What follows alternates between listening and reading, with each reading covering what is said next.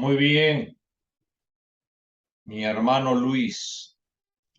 Continuamos entonces con la doctrina de la angeología. Amén. Ya sabemos que cuando estamos estudiando doctrina de la angeología, estamos estudiando un tópico doctrinal de toda la Biblia que es doctrina bíblica. Génesis 1, Apocalipsis 22, último versículo, es doctrina. Pero la Biblia se divide en tópicos doctrinales y ahora te ha tocado la materia de la doctrina de la angeología. Cuando hablamos de angeología nos referimos a los ángeles.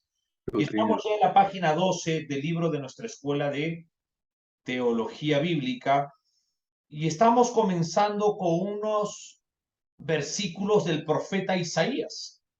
El profeta Isaías aproximadamente escribió su libro hace 2700 a 750 años. Y dice así, por encima, capítulo 6, 2 y 3, por encima de él había serafines. Cuando hablamos de serafines, estamos hablando de un tipo de ángeles. Nosotros encontramos en la Biblia querubines, serafines, arcángeles y ángeles. Estamos hablando de grupos de ángeles o divisiones de ángeles con nombres. Aquí los serafines se describen como 6 alas. El profeta Isaías lo estaba viendo. Recordemos que la Biblia es palabra de Dios. Esto no es algo mitológico. ¿Por qué tenían 6 alas? Dicen que 2 cubrían sus rostros. Estos no podían mirar directamente a Dios. Estaban en el trono. Y estas 2 alas expresan para nosotros humildad. Por eso cubrían sus ojos. De ahí dice, 2 cubrían sus pies. Esto significa para nosotros que nada inmundo puede entrar a la presencia de Dios. Nada de este mundo que es pecador. Y con 2 volaban. Esas 2 alas que volaban expresan adoración. Y el uno al otro, o sea, los serafines que estaban ahí, declaraban lo que miraban. ¿Qué miraban? ¿Puedes decirme qué dice, que repite ahí? Daba voces diciendo, Santo, santo, santo, Jehová de los ejércitos. Toda la tierra está llena de su gloria. entonces con las 2 alas estaban adorando, pero ellos estaban adorando lo que ellos sabían que había ahí. ¿Y qué cosa había ahí? En el trono, santidad. Y ellos estaban cantando, Santo, Santo, Santo, Jehová de los ejércitos. Por lo tanto, si los serafines declaraban lo que miraban, es por eso que Mateo 5:48 dice, sed santos, como vuestro Padre es santo. Tanto usted, mi hermano Luis, como yo debemos de vivir una vida separada de este mundo, vivir una vida en santidad, porque tanto los ángeles de Dios como el pueblo de Dios en la tierra se separa de todo para vivir conforme a nuestro Rey que es santo. Ahora, esto santo, santo, santo no está limitando en el hebreo, porque Dios es eternamente santo. Tampoco Isaías está hablando de una trinadeidad, porque recuerda que ellos no conocían la Trinidad, específicamente como lo conocemos nosotros. Pero Isaías tiene mucha revelación de Trinidad en su escritura. Pero en este caso no es que esté diciendo el Dios trino, no, sino que él está declarando la santidad. ¿Quién? Los ángeles, no Isaías. Los que están declarando santo, santo, santo no es el profeta, No. sino son los ángeles, llamados serafines. Están declarando 3 veces eternamente santo. Eres santo eterno, santo eterno, santo eterno. No es un vocablo limitado, sino eterno en el hebreo. Entonces, hemos visto desde el comienzo, cuando hemos estudiado desde el Génesis, que hay apariciones de ángeles. Hemos visto parte de la existencia de ángeles en el Antiguo Testamento, pero también en los 4 evangelios aparecen multitud de ángeles. Mateo, Marcos, Lucas y Juan.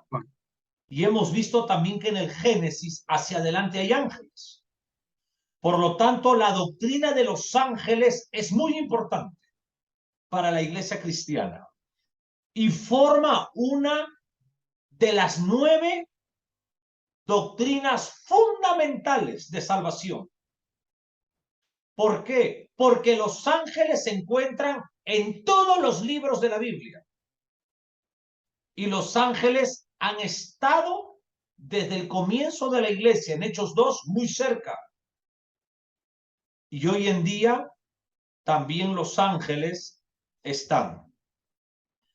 Entonces los ángeles al servicio de Dios, pero también aparecen ángeles caídos. Esos ángeles caídos son los demonios. La palabra griega,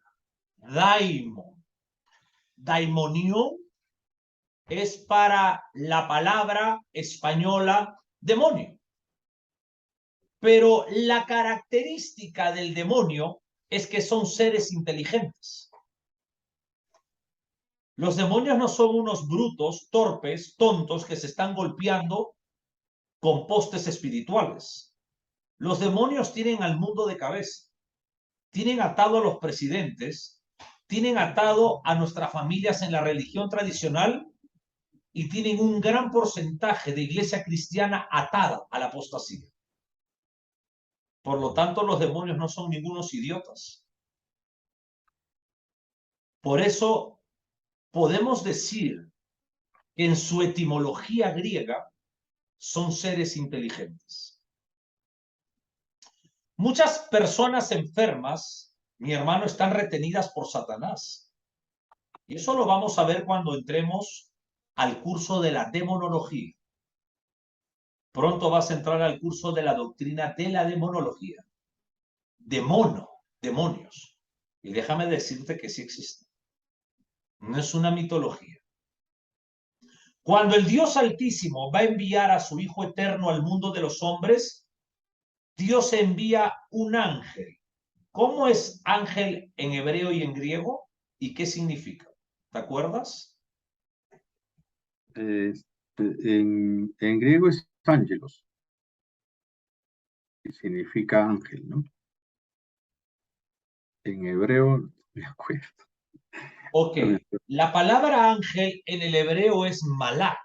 Malak. Malak. Malak. Lo estudiamos en el Apocalipsis ayer. Y en griego es ángelos. Y no significa ángel en sí, sino mensajero de Dios. Mensajero de Dios. Mensajero de Dios. ¿Puedes decirme entonces cómo es en hebreo, en griego y qué significa, por favor? Ángel en hebreo es malak. Y en griego es ángelos, que significan mensajero de Dios. Ambos significan eso. Perfecto. Entonces, cuando el Dios Altísimo va a enviar a su Hijo Eterno al mundo de los hombres, Dios envía un ángel para hablarle a María, la cual María iba a ser la madre natural de Jesús, no la madre de Dios.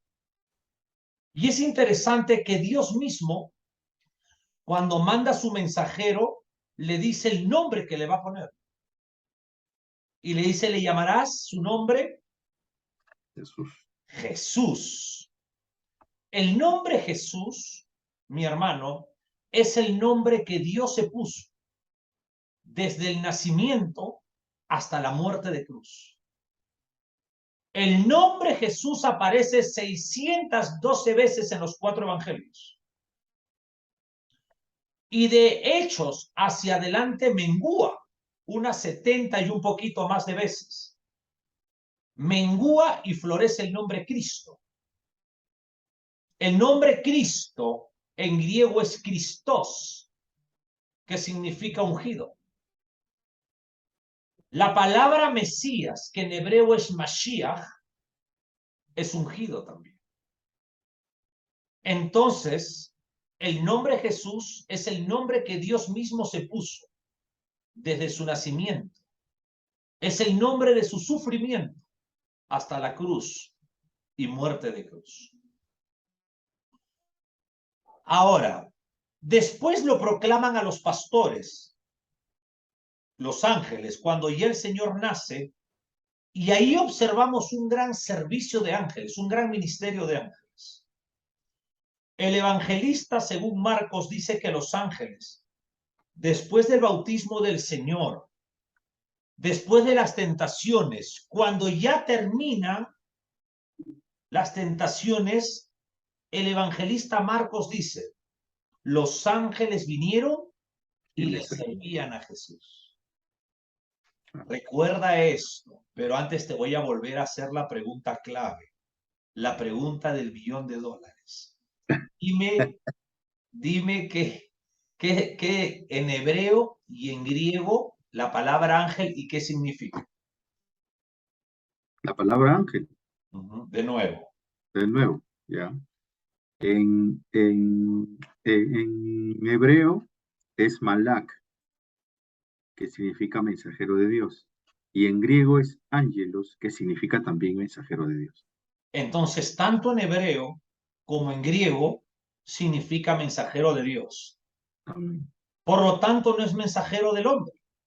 No, Todo predicador que usted escuche, mayormente son estos apóstoles y estas profetas falsas, ellos ordenan a los ángeles que hagan cosas. Cuando alguien va en contra de la escritura, es un demonio de herejía. Hablan la escritura sagrada, en parte, y la apostasía es que significa caer del fundamento, o separado de la fe, o divorciado de la fe. La apostasía, manipulada por demonios, se esconde dentro de predicaciones que tienen parte de la Biblia. Es por eso que Corintios dice de que los ministros de Satanás, los apóstoles de él, se disfrazan de ángel de luz. Esto es muy importante. Ahora, el Evangelio de Juan nos habla de cosas interesantes sobre ángeles. Y leíste al principio, léeme de nuevo Juan 5:4. Juan 5:4 dice, porque un ángel descendía de tiempo en tiempo al estanque y agitaba el agua, y el que primero descendía al estanque después del movimiento del agua quedaba sano de cualquier enfermedad que tuviese.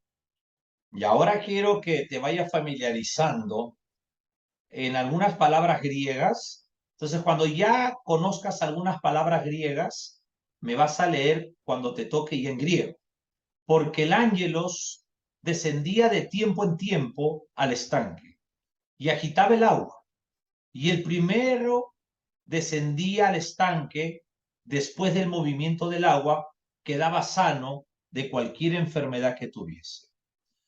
Déjame decirte algunas cosas. Existen algunos predicadores que se levantan en algunos púlpitos, por supuesto que nunca los invitaría yo a la iglesia bíblica de acá, pero se levantan a decir que reina casi, mira, la traducción que nosotros tenemos en el español, vamos por partes, que Dios ha usado para salvar a millones de cristianos de habla hispana, es la versión Reina y Valera. Casidioro de Reina y Cipriano de Valera. Casidioro de Reina y Cipriano de Valera. No es un editorial de un kiosco, sino que son dos hombres que Dios los convirtió al cristianismo cuando ellos fueron perseguidos. Escúchame bien, ellos fueron católicos, convertidos al cristianismo, perseguidos por haber negado la fe religiosa. Y ellos se dedicaron, sobre todo Reina, que hizo la Biblia, que tradujo la Biblia, él vivía la mayoría de ese tiempo escondido. Y él tenía los manuscritos más cercanos, pero tampoco los mejores. Pero hoy en día se para en el púlpito un predicador pavo real, con orgullo, con vanidad, y porque sabe 3 palabras en griego, se para y dice, esta versión no sirve. A ver un ratito, señor pavo real, escúcheme bien. Primeramente, Dios lo salvó a usted a través de la Reina Valera, para comenzar. Y si no te das cuenta, la Biblia que Dios mantiene hasta el día de hoy en la iglesia cristiana de habla hispana es la Reina Valera y nosotros.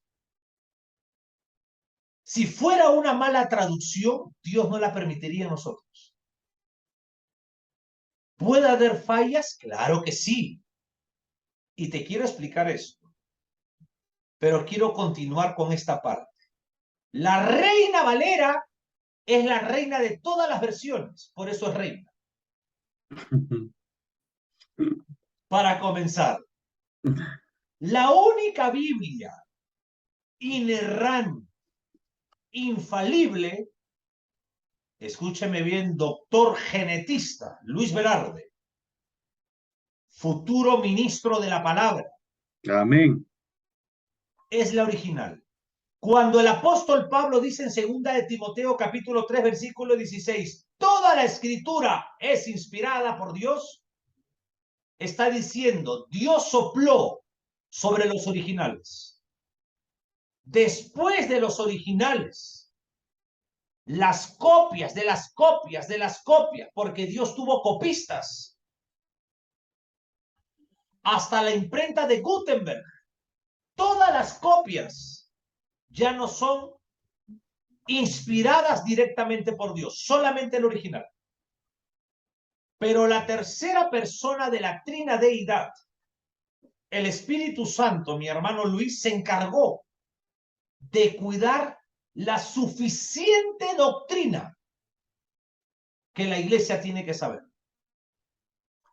Como un día te dije, si me voy a Norteamérica y usted va a ser mi traductor, usted no me va a traducir al 100% lo que yo digo. No. Entonces, acá hay unas cositas diferentes. Pero no es que el autor, el hagiógrafo, el autor con llamado sagrado, en este caso Juan, haya querido manipular. No, señor. Jamás me atrevería a difamar cobardemente a estos dos grandes reformadores del habla hispana, Casidioro de Reina y Cipriano de Valera, porque yo creo que se equivocaron. Ahora escúchame bien. Reina Valera utilizó los manuscritos que tenía en aquel entonces, en plena persecución, hermano. Y este hombre conocía mucho más griego que estos predicadores pavos reales. Lo que es cierto que a lo largo del tiempo aparecen nuevos manuscritos encontrados y manuscritos más seguros que tenían ellos en aquel entonces. Porque hay una historia y no podemos ser ignorantes de hablar cosas huecas. Porque yo quiero creer que es así. A Dios no le importa lo que yo creo. A Dios le importa, mi hermano, lo que es correcto. Y para eso te voy a decir lo que aprendí. Todo aquel que no llega a conocer la historia termina repitiendo los mismos errores del ayer. Por lo tanto, no tuvieron los mejores manuscritos en ese momento, porque han seguido una línea más vinculada de ciertos códigos iniciales. Y en los manuscritos más seguros, que en esta parte nada más que estamos hablando, no es muy seguro lo que está en la Reina Valera, en los manuscritos más seguros encontrados, falta todo el versículo 4 y la mitad del 3.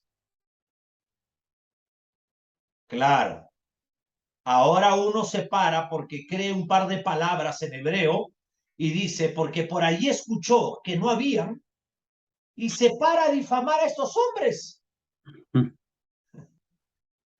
Estos hombres que morían por Dios y los que difaman están escondidos.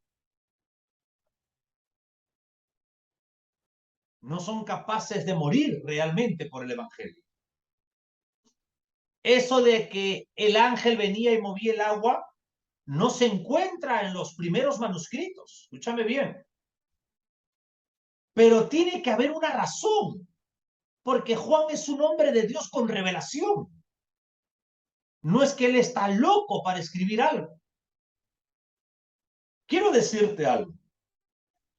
En la cultura judía, un rabino como maestro tenía la facultad de acomodar lo de la ley. No es que agregaba, sino que acomodaba para dar entendimiento. Por lo tanto, Pablo era un rabino. Y Pablo podía acomodar la escritura, sus epístolas, para dar mejor entendimiento. No es que esté agregando. Juan, el versículo, por decir, déjame decirte esto. Probablemente haya sido una introducción de un copista para aclarar la parte segunda del versículo 7. Un copista podría ser que para arreglar lo del versículo 7 que dice, Señor, le respondió el enfermo, no tengo quien me mete en el estanque cuando se agite el agua. Y entre tanto que yo voy, otro desciende antes que yo. Bueno, está hablando un discapacitado. Escúchame bien. ¿Y qué hace el copista? Seguramente escribe lo que él sabe que los ángeles pueden hacer.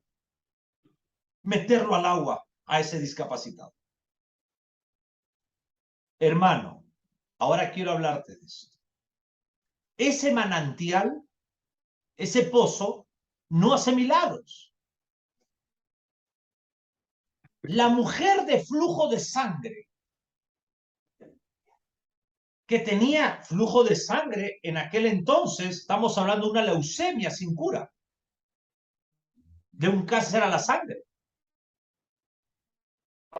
Oye, hermano, dice que la mujer que ya estaba desahuciada escucha que el maestro divino pasaba por la ciudad y yo no sé cómo esa mujer se arrastra y agarra el manto del maestro y dice que poder salió de él. El manto no tenía ni un poder, si es una tela, sino que salió poder del Señor Jesús para sanar, porque esa mujer al tocar el manto tuvo fe que el que usa el manto tiene el poder para sanar. Igual es acá. El manantial no tiene ningún poder, pero era un acto de fe que lo sanaba. Acá hay un contexto tremendo, pero ahora, si por ahí se levanta un predicador a decir que era un ángel, porque está escrito acá, no vamos a pelear, porque nadie va a pelear si eso no es. ¿Por qué? Porque este versículo no es doctrina de salvación. Si no está en el manuscrito más cercano y alguien quiere hacerte la guerra porque se cree pues un bravucón, déjalo, que haga lo que quiera, no vamos a pelear. Cree lo que quieras, porque ese versículo 4 no es para salvación, sino que ahí hay un contexto de un acto de fe. Y en nosotros, como estamos hablando de ángeles, yo tengo que enseñarte ese contexto. Ahora, en el libro de los Hechos de los Apóstoles, en la página 14, se menciona muchas veces a los ángeles. Al final, y muchos ángeles actuando como abriendo las puertas de las cárceles. Te das cuenta de que los ángeles están en la iglesia y que son poderosos, pero no son todopoderosos.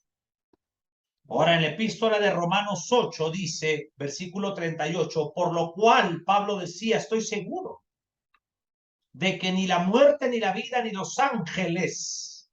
Pablo está hablando de ángeles. En Primera de Corintios capítulo 4 versículo 9 dice, porque según pienso, Dios nos ha exhibido a nosotros los apóstoles como postreros, como sentenciados a muerte, pues hemos llegado a ser espectáculo al mundo, a los ángeles y a los hombres. O sea, un verdadero apóstol estaba sentenciado para morir como mártir. Pero ¿y estos apóstoles de ahora querrán morir como mártires? ¿Como los verdaderos? ¿Por qué no se van ahí a Rusia a predicar si son grandes apóstoles? ¿Por qué no se van a Ucrania ahí para echar su aceite en los aires para que se vayan los demonios rusos? ¿Sabes por qué? Porque son falsos. Porque el verdadero apóstol moría por el evangelio. Porque eran mártires. Porque era el único llamado genuino para dar su vida por Cristo. Ahora, hablando de este tipo de gente, segunda de Corintios, capítulo 11, 13 y 14, dice, porque estos son falsos apóstoles, obreros fraudulentos que se disfrazan como apóstoles de Cristo. Se disfrazan. Pero no es maravilla porque Satanás también se disfraza como ángel de luz. Entonces acá vemos de que los ángeles brillan, pero es un brillo falso. Y cuando Pablo, nuestro hermano, le habla a la iglesia de Galacia, capítulo 1:8, dice, mas si aún nosotros, o un ángelos del cielo, os anunciare otro evangelio diferente que hemos anunciado, sea maldito. Anatema. Colosenses 2:18, nadie os prive de vuestro premio afectando humildad y culto a los ángeles. Bueno, déjame decirte que en Estados Unidos los libros más vendidos en las librerías son los libros de ángeles. Historias de ángeles que aparecen y que lo adoran. Entonces hay una religión de adoración a ángeles.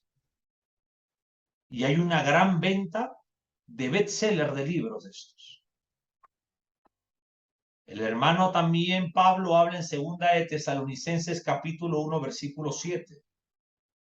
Y a vosotros que sois atribulados, daros reposo con nosotros cuando se manifieste el Señor Jesús desde los cielos con los ángeles de su poder.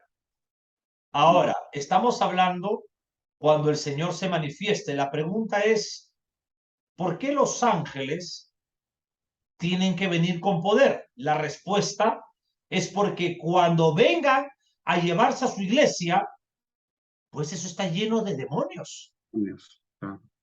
Tienen que luchar. Entonces, amén. Entonces dice que los ángeles vienen con los ángeles de su poder.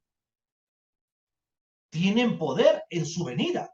Los ángeles tienen que llevarse a la iglesia el Señor Jesucristo.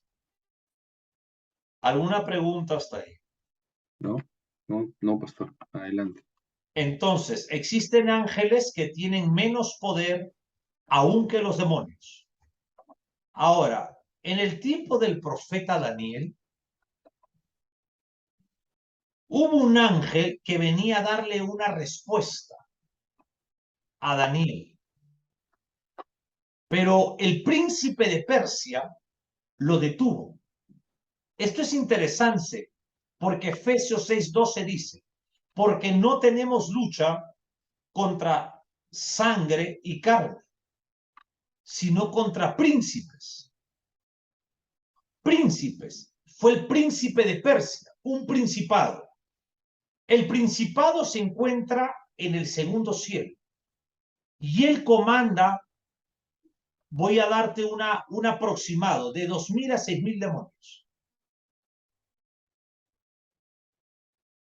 Y este príncipe de Persia detiene al ángel. ¿Y qué pasó? Tuvo que venir ¿quién? Miguel. Miguel. ¿Quién es Miguel? Miguel es un arcángel. Y solamente la Biblia menciona como arcángel a Miguel. Pero yo estoy seguro que hay muchos más de arcángeles. Pero solamente mencionan a Miguel. Miguel es el jefe de los ángeles. Y yo estoy seguro que el arcángel Miguel cuida Israel. Y el ángel Gabriel cuida la iglesia cristiana. ¿Por qué estoy seguro? Por el estudio de la angeología y el trabajo que hacen en diferentes pueblos. Miguel específicamente para Israel y Gabriel para la iglesia. ¿Alguna pregunta, mi hermano Luis? No, está bien, está claro.